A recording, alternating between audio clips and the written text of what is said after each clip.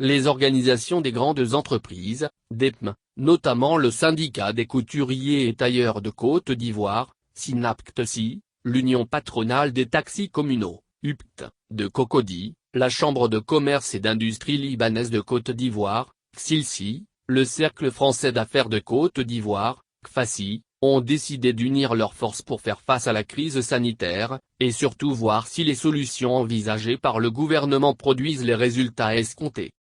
Le vendredi 12 juin 2020, dans un restaurant à billetterie, Marcory, elles l'ont signifié à l'occasion d'une rencontre organisée par la Fédération nationale des industries hôtelières de Côte d'Ivoire, FENI.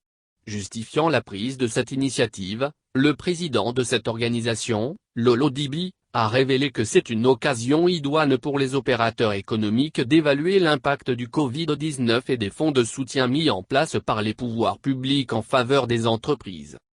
Dans son propos, Lamine Diarra, représentant de l'UPT, a dit fonder beaucoup d'espoir dans le fonds d'appui aux acteurs du secteur informel, FASI, doté de 100 milliards de CFA en vue d'atténuer les effets économiques du Covid-19. L'État a pris des mesures pour nous accompagner à travers le FASI. Nous avons procédé à notre inscription. À ce jour, nous attendons et gardons espoir dans les mesures prises par l'État pour nous accompagner, a-t-il partagé avec Optimiste. Pour ce qui est de l'opérationnalisation du fonds de soutien OPM, Joseph Khoury, président de la CILSI, a, pour sa part, reconnu qu'une entreprise membre de l'institution consulaire a bénéficié d'un soutien de 500 millions de FECFA. Cependant, il n'a pas manqué de déplorer que la crise du Covid-19 a véritablement bouleversé les prévisions et affecté les chiffres d'affaires des entreprises libanaises.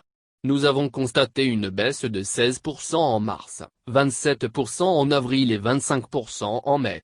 Malgré cette baisse de nos activités et chiffres d'affaires, nous avons tout fait pour éviter le chômage.